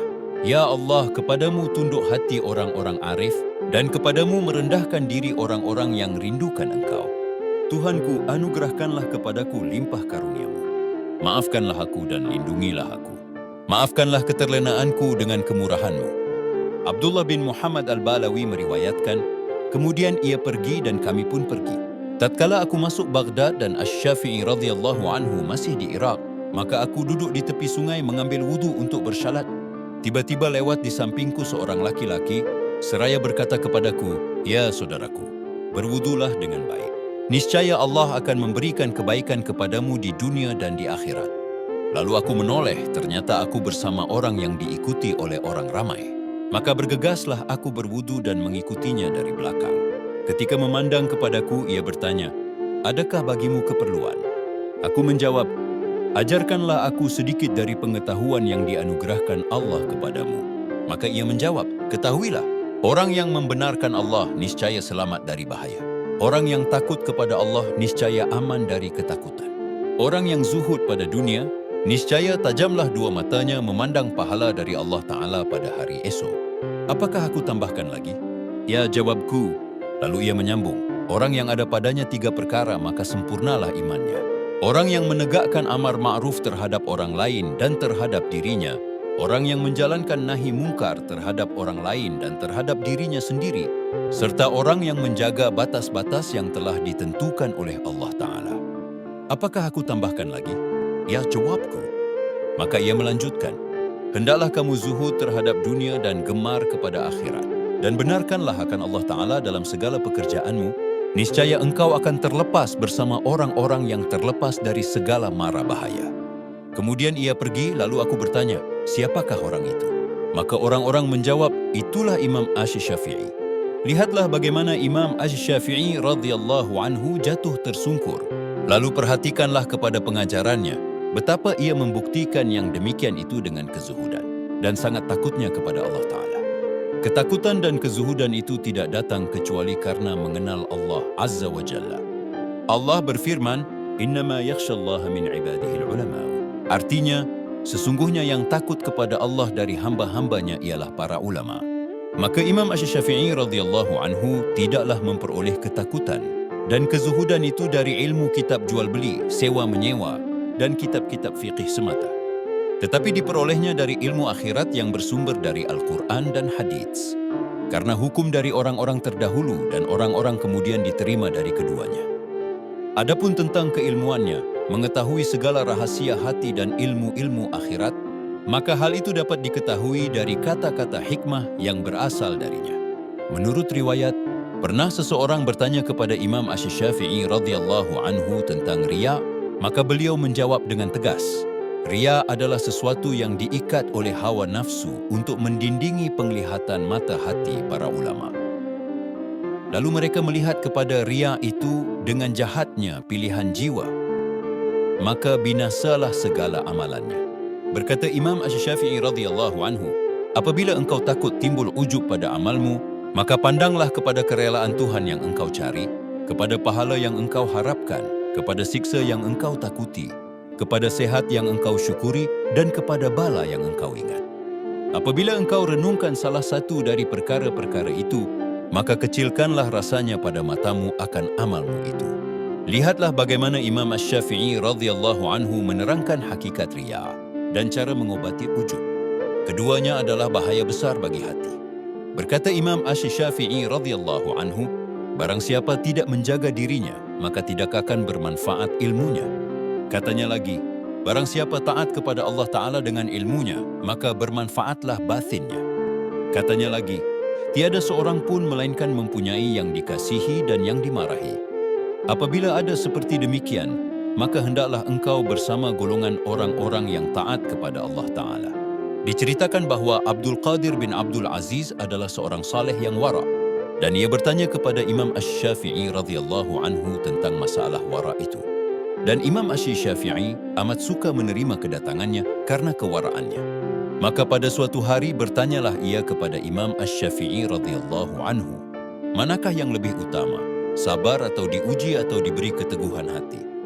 Maka menjawab Imam Asy-Syafi'i radhiyallahu anhu, diberi keteguhan hati adalah derajat nabi-nabi. Dan tak ada keteguhan hati itu selain sesudah diuji. Apabila diuji maka bersabarlah. Apabila sudah bersabar maka teguhlah hati.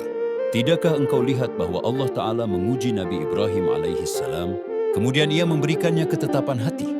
Ia menguji Nabi Musa alaihissalam, kemudian memberikannya ketetapan hati. Dan ia menguji Nabi Ayyub alaihissalam, kemudian memberikannya ketetapan hati. Dan ia menguji Nabi Sulaiman alaihissalam, kemudian ia memberikannya ketetapan hati dan menganugerahinya kerajaan. Maka ketetapan hati itu adalah derajat yang paling utama. Allah Ta'ala berfirman, وَكَذَلِكَ مَكَّنَّا لِيُوسُفَ فِي الْأَرْضِ. Artinya, dan demikianlah kami teguhkan kedudukan Yusuf di muka bumi. Nabi Ayyub alaihissalam sesudah menghadapi ujian besar, barulah diberi keteguhan hati. Allah Ta'ala berfirman, وَآتَيْنَاهُ أَهْلَهُ وَمِثْلَهُمْ مَعَهُمْ.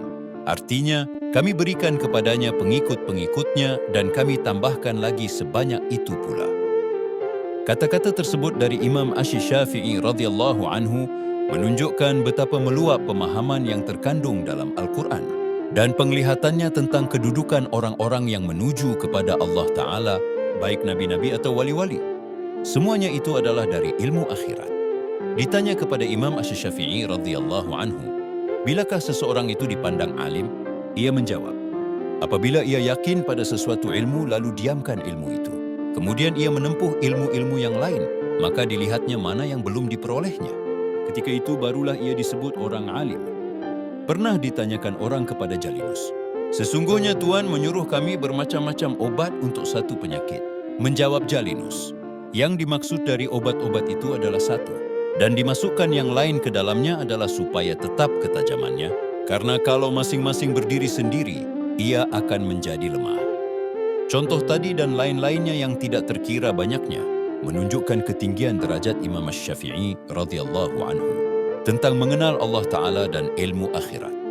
Adapun maksudnya dengan ilmu fiqih dan perdebatan di dalamnya adalah semata-mata wajah Allah Ta'ala. Dalil untuk itu adalah riwayat yang menerangkan bahwa Imam Asy-Syafi'i radhiyallahu anhu pernah berkata, aku ingin manusia mengambil manfaat dari ilmu ini dan ilmu-ilmu lain yang ada padaku, meskipun hanya sedikit. Maka perhatikanlah bagaimana Imam Asy-Syafi'i radhiyallahu anhu sangat berhati-hati terhadap bahaya ilmu dan selalu mencari keselamatan bagi dirinya. Dan bagaimana beliau membersihkan hatinya dari berpaling kepada selain Allah, sehingga niatnya benar-benar tertuju hanya kepada wajah Allah Ta'ala. Imam Asy-Syafi'i radhiyallahu anhu berkata, tidaklah sekali-kali aku berdebat dengan seseorang sementara aku menyukai bila aku yang salah. Beliau berkata lagi, tidaklah sekali-kali aku berdebat dengan seseorang kecuali aku memohon agar Allah memberinya taufik dan kebenaran, pertolongan dan pimpinan dari Allah Ta'ala serta penjagaannya. Dan tidaklah sekali-kali aku berbicara dengan seseorang kecuali aku memperhatikan agar kebenaran dijelaskan oleh Allah melalui lisannya atau lisanku. Beliau berkata lagi, tidaklah aku mengemukakan kebenaran dan penjelasan kepada seseorang, lalu kebenaran itu diterima daripadanya, melainkan aku kasihan kepadanya dan aku menyayangi dia. Sebaliknya, apabila seseorang membantahku terhadap kebenaran dan menolak penjelasan, maka jatuhlah orang itu dari pandanganku dan aku menolak terhadapnya. Inilah tanda-tanda yang menunjukkan kehendak Allah Ta'ala dengan ilmu fikih dan perdebatan, munadharah. Maka perhatikanlah betapa Imam Asy-Syafi'i radhiyallahu anhu dituruti orang dalam jumlah perkara yang banyak itu hanya karena satu perkara saja. Kemudian perhatikan pula orang-orang yang menyalahkan dalam perkara-perkara tadi. Dan karena itulah berkata Abu Thawr radhiyallahu anhu, tak pernah aku dan orang-orang lain melihat seperti Imam Asy-Syafi'i radhiyallahu anhu.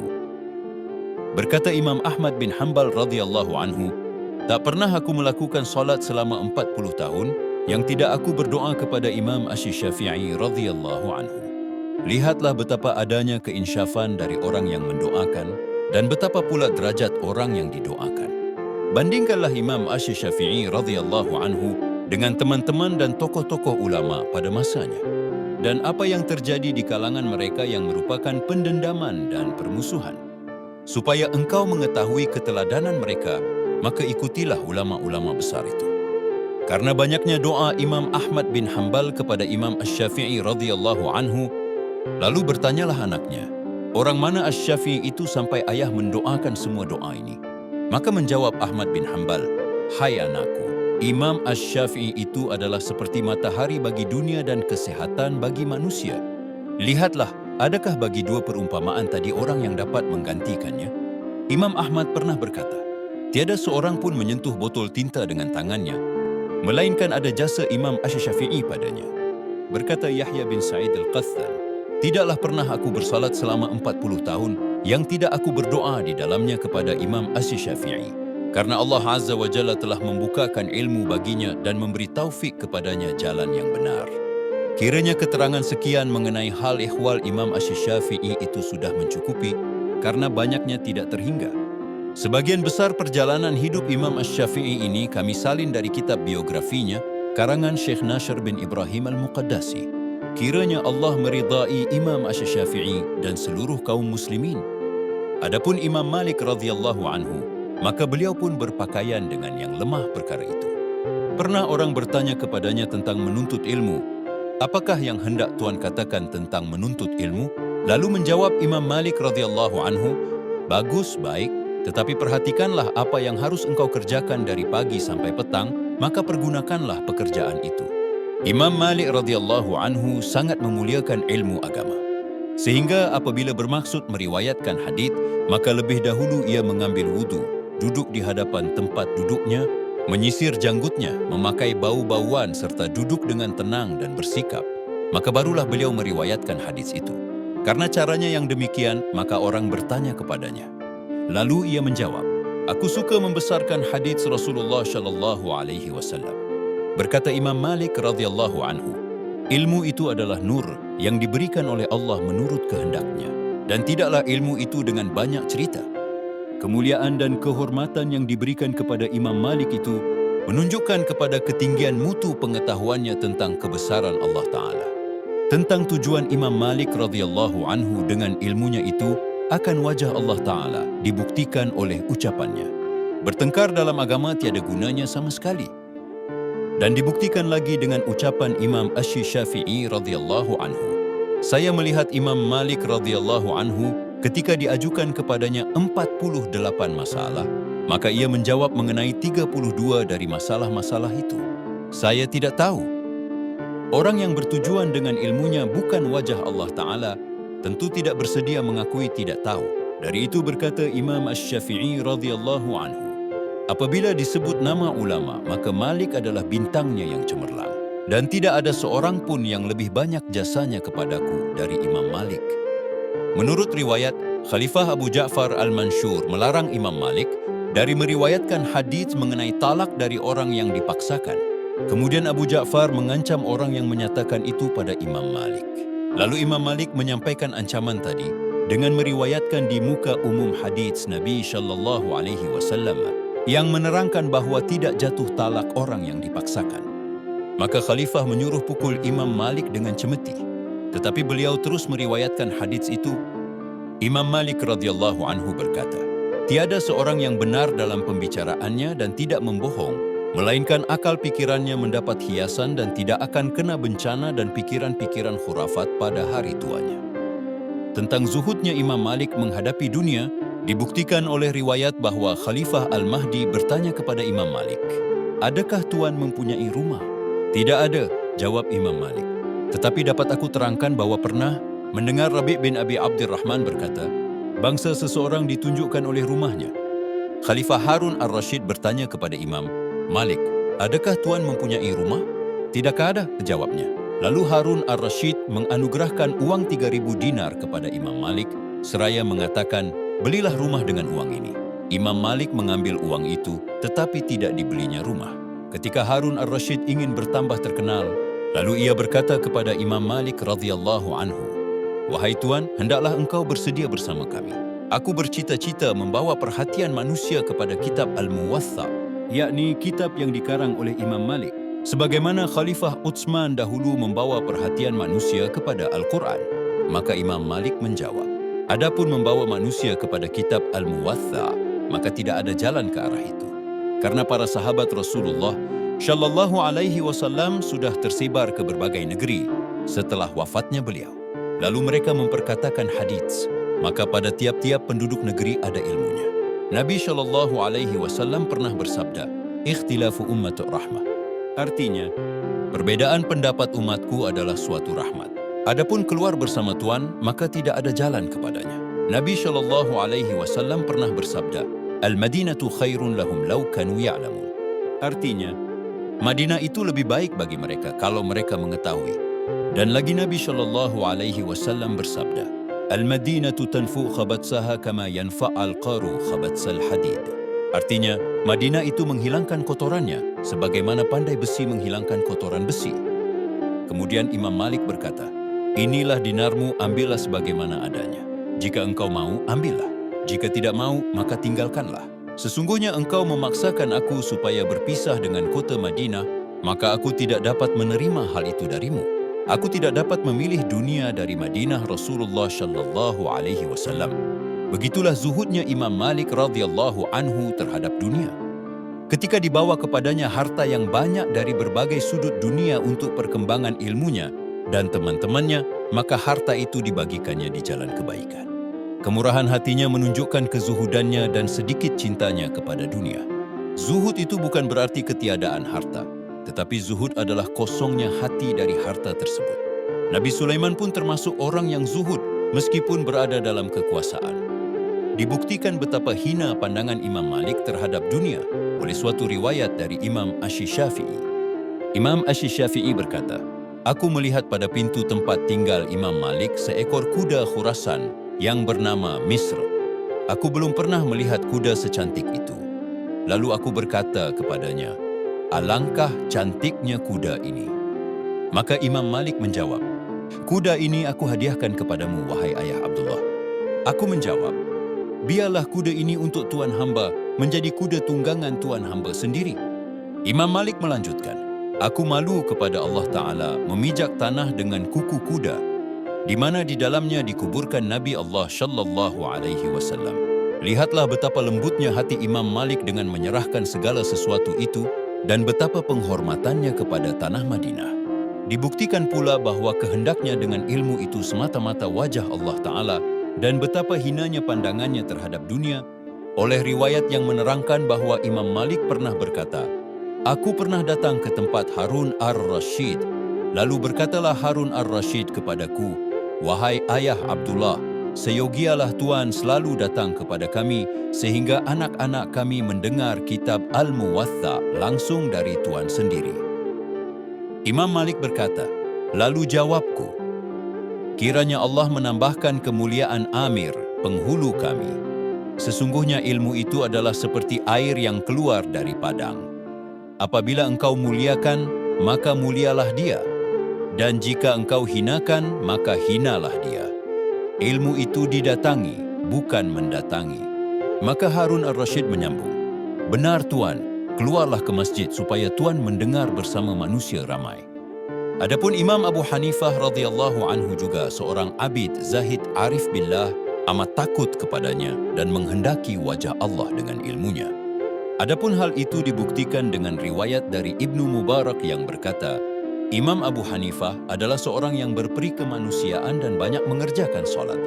Menurut cerita Hamad bin Abi Sulaiman, Imam Abu Hanifah menghidupkan seluruh malamnya dengan ibadah. Menurut riwayat lain, ia menghidupkan setengah malam dengan ibadah. Pada suatu hari, Imam Abu Hanifah berjalan di jalan besar. Lalu orang menunjuk kepadanya ketika ia sedang berjalan kaki dan berkata kepada orang lain, "Itulah dia, orang yang menghidupkan seluruh malamnya dengan ibadah." Maka setelah itu, Imam Abu Hanifah menghidupkan seluruh malamnya dengan ibadah dan berkata, Aku malu kepada Allah Ta'ala disebutkan tentang ibadahku yang tidak sebenarnya. Tentang kezuhudannya diriwayatkan dari Ar-Rabi' bin Hashim yang berkata, aku diutus oleh Yazid bin Umar bin Hubairah, maka aku datang menjumpai Abu Hanifah. Yazid bermaksud mengangkat Abu Hanifah menjadi pengurus Baitul Mal. Abu Hanifah menolak lalu dipukul 20 kali. Lihatlah bagaimana ia lari dari pangkat dan bersedia menanggung azab sengsara. Berkata Al-Hakam bin Hisham At-Tasaqafi, orang-orang menceritakan kepadaku di negeri Syam suatu cerita tentang Abu Hanifah, bahwa beliau adalah seorang manusia pemegang amanah yang terbesar. Sultan hendak mengangkatnya menjadi pemegang kunci gudang kekayaan negara atau memukulnya jika ia menolak. Maka Abu Hanifah memilih siksaan mereka daripada siksaan Allah Ta'ala. Diriwayatkan bahwa Abu Hanifah disebutkan namanya di hadapan Ibnu Mubarak. Lalu Ibnu Mubarak menjawab, apakah engkau menyebutkan seorang laki-laki yang dunia dengan seluruh kemewahannya telah diberikan kepadanya, lalu ia justru lari dari kemewahan itu? Diriwayatkan dari Muhammad bin Syuja, berasal dari sebagian sahabat Abu Hanifah, bahwa ada seseorang berkata kepada Abu Hanifah, Amirul Mukminin Abu Ja'far al-Mansur memerintahkan agar dianugerahkan kepadamu uang sebanyak 10.000 dirham. Muhammad bin Syuja berkata bahwa Abu Hanifah tidak bersedia menerima pemberian tersebut. Ia berkata, ketika sampai pada hari yang dijanjikan uang itu akan diantarkan kepada Abu Hanifah, maka ia mengerjakan salat subuh. Kemudian ia menutup badannya dan tidak berkata sepatah kata pun. Maka datanglah utusan Al-Hasan bin Quthubah membawa uang itu, lalu masuk ke tempat Abu Hanifah. Namun Abu Hanifah tidak berbicara sama sekali dengannya. Lalu berkatalah sebagian orang yang hadir, beliau tidak berbicara dengan kita kecuali sepatah demi sepatah. Artinya, itulah kebiasaan beliau. Kemudian Imam Abu Hanifah berkata, letakkanlah uang itu dalam tas kulit ini dan bawalah ke sudut rumah. Setelah itu Abu Hanifah meninggalkan wasiat mengenai harta benda di rumahnya. Ia berkata kepada anaknya, apabila aku mati kelak dan aku telah engkau kuburkan, maka ambillah dirham yang 10.000 ini. Bawalah kepada Al-Hasan bin Quthubah dan katakan kepadanya, ambillah barang simpanan engkau yang engkau simpan pada Abu Hanifah. Berkata anak Abu Hanifah, maka aku laksanakan wasiat itu. Lalu Al-Hasan berkata, rahmat Allah atas ayahmu. Sesungguhnya dia adalah orang yang tidak mau sedikit pun mengulur dalam urusan agamanya. Diriwayatkan pula bahwa Imam Abu Hanifah dipanggil untuk diangkat menjadi qadhi, hakim. Lalu ia menjawab, aku tidak layak untuk jabatan itu. Lalu orang bertanya kepadanya, mengapa? Abu Hanifah menjawab, jika aku benar, maka aku tidak layak untuk jabatan itu. Dan jika aku bohong, maka seorang pembohong tidak layak menjadi qadhi. Adapun ilmunya yang ditempuh melalui jalan akhirat dan urusan agama, serta pengetahuannya tentang Allah Azza wa Jalla, maka hal itu dibuktikan dengan sangatnya rasa takutnya kepada Allah Ta'ala dan kezuhudannya terhadap dunia. Berkata Ibnu Juraij, telah sampai kepadaku berita tentang orang negeri Kufah, yaitu Nu'man bin Thabit Abu Hanifah, bahwa ia adalah seorang yang sangat takut kepada Allah Ta'ala. Berkata Suraik An-Nakhai, Abu Hanifah adalah seorang pendiam, banyak berfikir, dan sedikit berbicara dengan manusia. Inilah di antara tanda-tanda yang jelas dari ilmu batin dan amal yang bekerja untuk kepentingan agama. Barang siapa bersifat pendiam dan zuhud, maka ia telah memperoleh semua ilmu pengetahuan. Demikianlah sekelumit dari perjalanan hidup tiga imam besar itu. Adapun Imam Ahmad bin Hanbal radhiyallahu anhu dan Sufyan At-Tsauri radhiyallahu anhu, maka pengikut keduanya adalah lebih sedikit bila dibandingkan dengan pengikut imam-imam yang lain. Pengikut Sufyan lebih sedikit bila dibandingkan dengan pengikut Imam Ahmad. Namun kemasyhuran dua imam ini, dengan warak dan zuhudnya adalah lebih menonjol. Seluruh isi kitab ini penuh dengan kisah-kisah tentang perbuatan dan perkataan keduanya. Maka tidak perlu lagi diperinci sekarang. Perhatikanlah sekarang perjalanan hidup tiga imam itu. Perhatikan pula bahwa seluruh keadaan, perkataan, dan perbuatan mereka yang menjauh dari dunia dan memusatkan perhatian kepada Allah Ta'ala. Apakah itu dihasilkan semata-mata dari pengetahuan cabang-cabang fikih, dari pengetahuan jual-beli, sewa-menyewa, taharah, salat, dan lain-lain, ataukah dihasilkan oleh suatu pengetahuan lain yang lebih tinggi dan lebih mulia daripada ilmu fikih itu? Dan perhatikanlah pula kepada mereka yang mengaku sebagai pengikut imam-imam itu, apakah mereka benar dalam pengakuannya atau tidak. Demikian pembacaan terjemahan bab kedua kitab Ihya Ulumuddin tentang ilmu yang terpuji dan ilmu yang tercela, berikut pembagian serta hukum-hukumnya sebagaimana dijelaskan oleh Imam Al-Ghazali rahimahullah. Semoga apa yang telah kita simak dapat menjadi cermin bagi diri kita, meluruskan niat dalam menuntut ilmu, serta menuntun kita untuk menjadikan ilmu sebagai jalan mendekat kepada Allah Ta'ala, bukan sebagai sarana mengejar dunia dan kedudukan. Terima kasih telah menyimak. Wassalamualaikum warahmatullahi wabarakatuh.